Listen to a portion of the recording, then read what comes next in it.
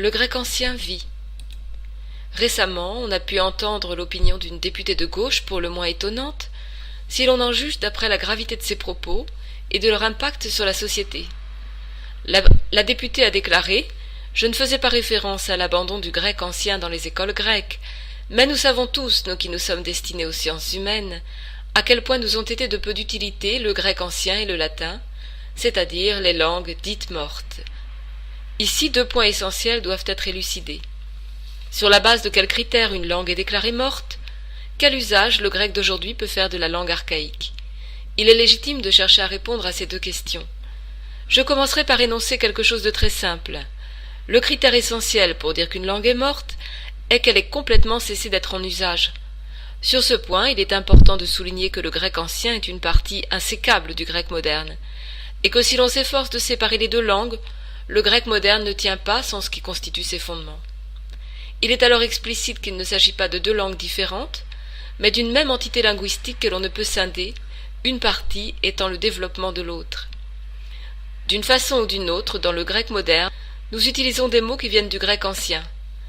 Ainsi, le parachute en grec moderne provient du verbe ancien alexo, qui signifie repousser ou empêcher, auquel on a ajouté le substantif chute, ptosi.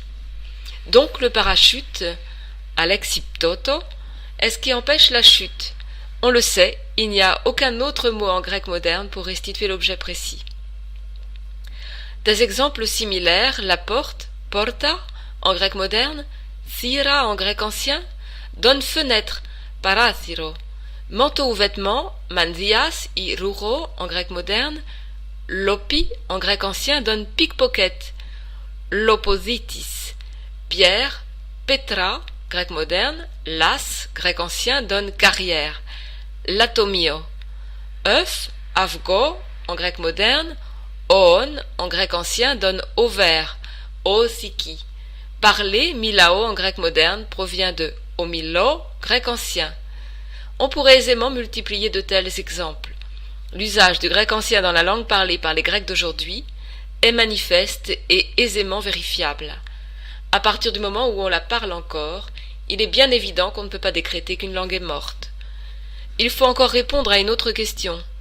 En raison de la crise économique et du chômage dans notre pays, mais également dans tous les autres pays d'Europe et du monde, la conviction s'est forgée chez les jeunes que les études classiques et par suite la formation sont une sorte de luxe qui ne sont que peu corrélées avec la possibilité de trouver un travail. Le résultat est que toujours plus de jeunes se tournent vers les sciences économiques ou les sciences exactes. Comme par exemple en Italie où le nombre d'étudiants en sciences humaines a chuté de 50% environ, tandis qu'aux USA et en Allemagne, les étudiants dans ces disciplines augmentent continuellement chaque année. La plupart des entreprises aux États-Unis considèrent que les études classiques et de sciences humaines, et particulièrement l'apprentissage du grec ancien, donnent une capacité critique, enseignent le discernement et la capacité à déjouer les situations à problème. Je pense qu'il n'est pas besoin de démontrer l'intérêt d'un bon jugement. C'est à dessein et non pas de manière fortuite que dans des pays comme la Grande-Bretagne, l'Allemagne, la France, les États-Unis et l'Australie, on maintient l'apprentissage du grec ancien. Si ce n'était pas le cas, le grec ancien ne serait plus enseigné dans ces universités étrangères.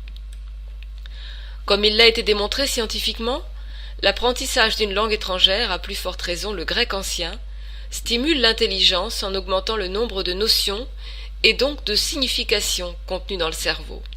Enfin, il convient de ne pas oublier de rappeler que c'est grâce au grec ancien que l'on peut comprendre et interpréter des termes, exemple iatrikous, et des mots utilisés par un grand nombre de langues, européennes ou non.